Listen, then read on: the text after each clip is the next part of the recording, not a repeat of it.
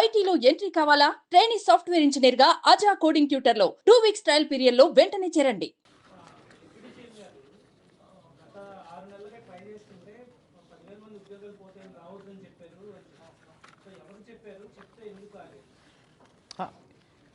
ఇప్పుడు పోర్టు పైన మీరు ఎక్కువ దృష్టి సారిస్తే స్థానికంగా ఉన్న ఉద్యోగ అవకాశాలు కోల్పోతారు. అక్కడ ఉన్న హమాలీస్ వాళ్ళు ఇబ్బంది పడతారు. మీరు ఇటు పక్కన వస్తే ఇబ్బంది కలుగుతుంది అనే సమాచారం అనేక కోణాల నుంచి అనేక సోర్సెస్ నుంచి ఆయనకు అందుతూనే ఉంది.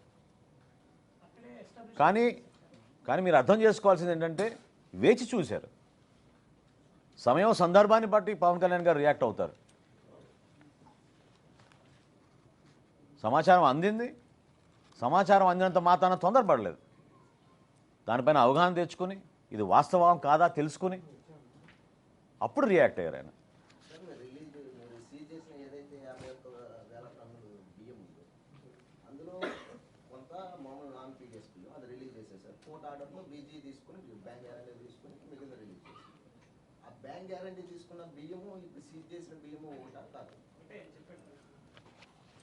నిర్ధారించాలి ఇంకా. ఓకే, అది మీకు ప్రత్యేకంగా ఉండొచ్చు. వాస్తవం ఏంటంటే చెక్ పోస్టులు ఏర్పాటు చేశాం.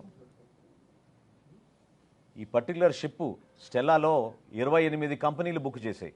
52,200 మెట్రిక్ టన్నులు ఈ షిప్ కెపాసిటీ. 28 కంపెనీలు బుక్ చేశాయి ఈ షిప్ని. ఇంకా ఇన్వెస్టిగేట్ చేయాల్సిన అవసరం ఖచ్చితంగా ఉంది. అది అయిన తర్వాత పూర్తి వివరాలు మీకు ఇస్తారు.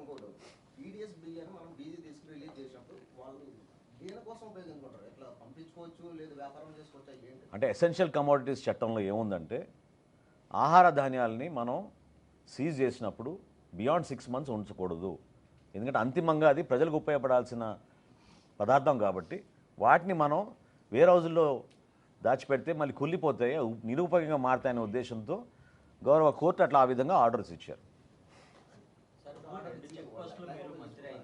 ఎవరైనా సరే అంటే మేము కూడా ఆక్షన్ చేసేస్తాం. పౌర సరఫరా శాఖ నుంచి కూడా ఆక్షన్ చేస్తాం సీజ్ చేసిన బియ్యాన్ని. అది రూల్. అది ఎసెన్షియల్ కమోడిటీస్ యాక్ట్లో అది రూల్.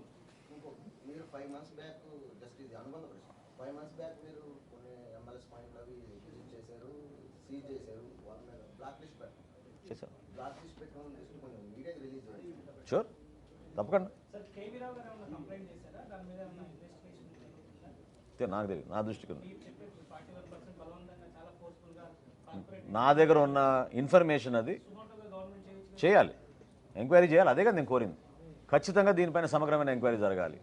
ఏ విధంగా 41.12% కాకినాడ సీ పోర్ట్స్ లిమిటెడ్ దగ్గర నుంచి బలవంతంగా లాక్కుని ఆరోబిందో రియాలిటీకి అప్పచెప్పారో దానిపైన సమగ్రమైన విచారణ జరగాలి. ఇది మా పార్టీ డిమాండ్.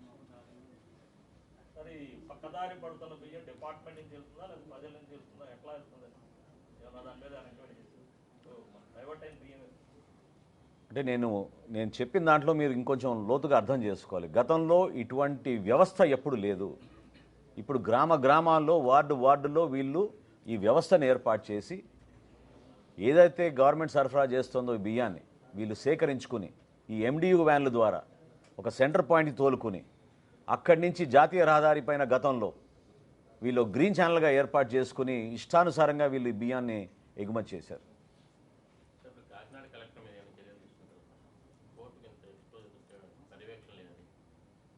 ఈ 5 సంవత్సరాల్లో నేను చెప్పిన లెక్క మీకు.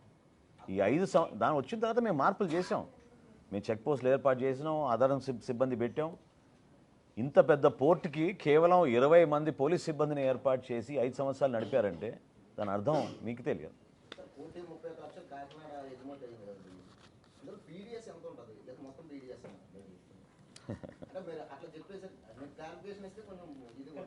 ఎవరైనా ఊహించగలుగుతారా 48,000 కోట్ల రూపాయల బియ్యం ఎగుమతి కాకినాడ పోర్టు జరిగిందని 3 సంవత్సరాల్లో?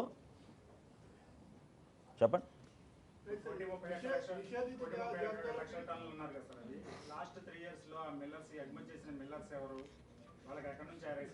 తీస్తాం ఖచ్చితంగా తీస్తాం.